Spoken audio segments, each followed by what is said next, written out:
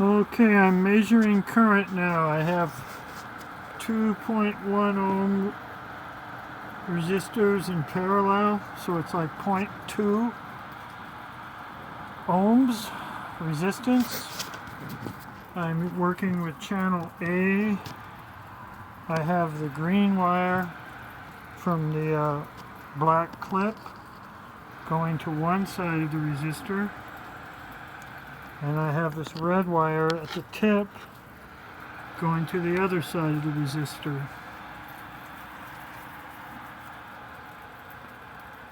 The resistors between the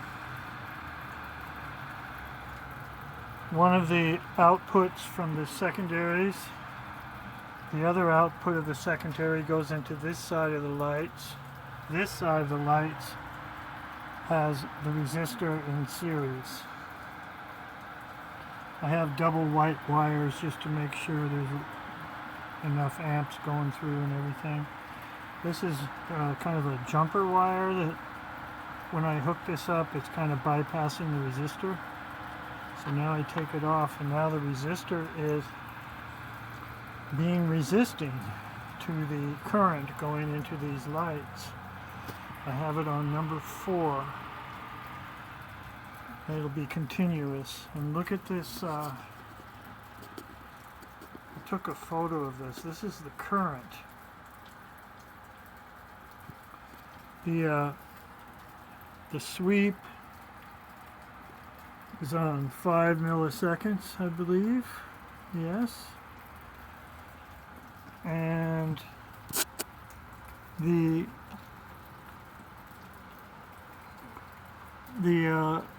volt square divisions is at 0.02 volts per square division. Okay.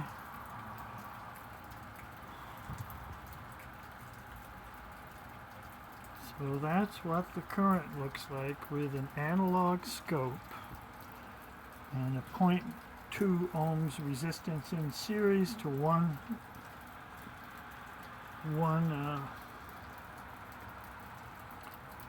side of the lights. Now I'm going to look at voltage now. After this, I'm going to put this on pause. So remember, it's 0.02 square divisions, 5 millisecond sweep, 0.2 ohms of resistance in series to one side of the lights. Number 4. Okay. I'm going to pause just a sec. Okay, now again I'm in number 4. I took out the resistor now. There's no series resistor, and I'm checking the voltage across the in and out of the lights.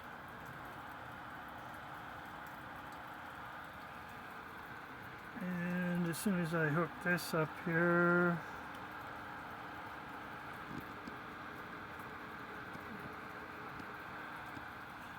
now we should be seeing what the voltage is. So let's readjust this. Also, this, I checked it for sure, this is times 10 voltage. This probe is times 10 voltage. So what do we got here? You know, I'm going to flip this over. I like these pumps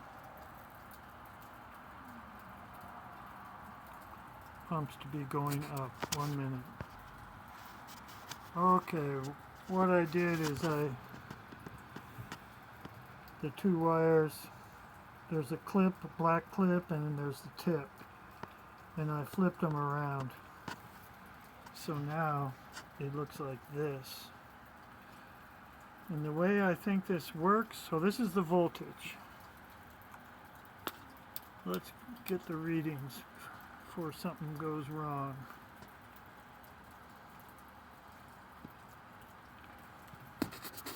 It is in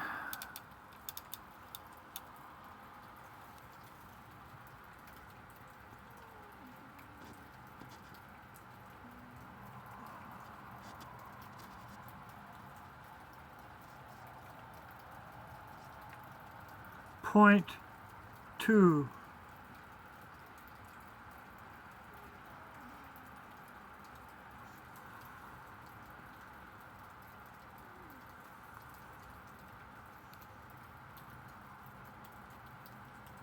.2 volts per square division.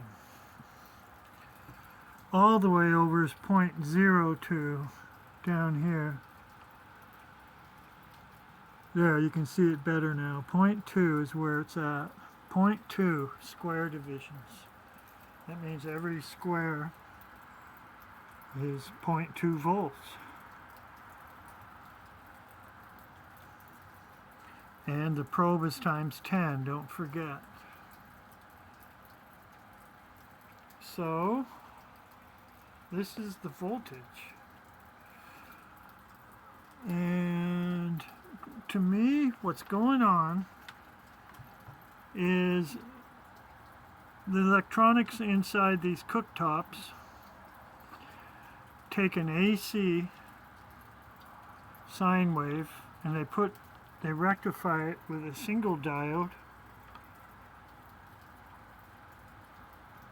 maybe two, but they make the so instead of the sine wave going like this and then down and then up and then down like a normal AC sine wave, it flips it. Every other one goes up, so it becomes kind of a Humpty thing. And then they take a pulse width modulator or something where they, within the envelope of the rectified AC sine wave, they chop it up at 24 kilohertz, 24,000 times a second. So it becomes a very high frequency device. And so between here and here, there's 24,000 times a second. There's a pulse. And then I believe there's going to be a off time. There'll be a pulse, then an off time. And then that allows the field to collapse, and that's what this is. This is my theory of what's going on. So this is power to measure. This is the collapsing field. Maybe that's utilized too. But I'm going to look at what this is. And I'll look at, let's just say this is all power. I'll say the whole thing is power.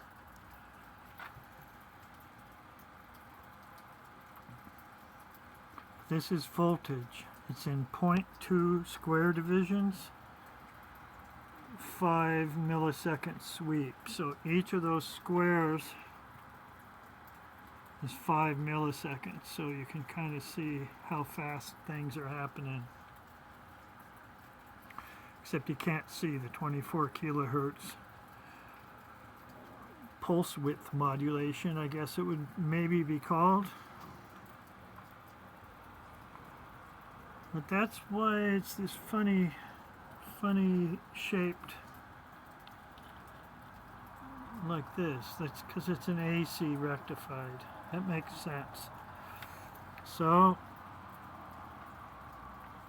if I go and buy a $500 meter that can do 50 or 100 kilohertz, something, it's not gonna, and you put it in AC, it's not gonna tell you what it is. So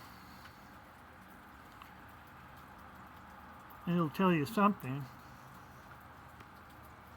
So I think the only way to really measure this is have the volts and the current on top of each other, and the overlap period is what power is.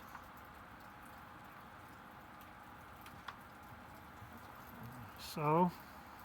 And I don't think there'll be a phase shift because this is a resistive load, and so there's no, it's not like going into an inductor. So there's not going to be any phase shift. It's a resistive load. Now the input might have some phase shift, but we won't worry about that. The input to the cooktop. And there'll probably be, if there is a phase shift, it'll be different with the power levels. But we're not going to worry about that because we can measure this pretty good with 60 hertz input amps and voltage known to be 120. So we got that pretty under control, what the input is. The output, now there's going to be some controversy about just what is what. But this is what it looks like on a scope. And remember, this is a times 10 probe. So, I showed you the current, I showed you the voltage and the settings. So I took some pictures, I took some photos of this, so I'm going to like stare at it for a while and ask some questions too. And try to come up with what the real power is going into these lights. Okay, thanks for watching.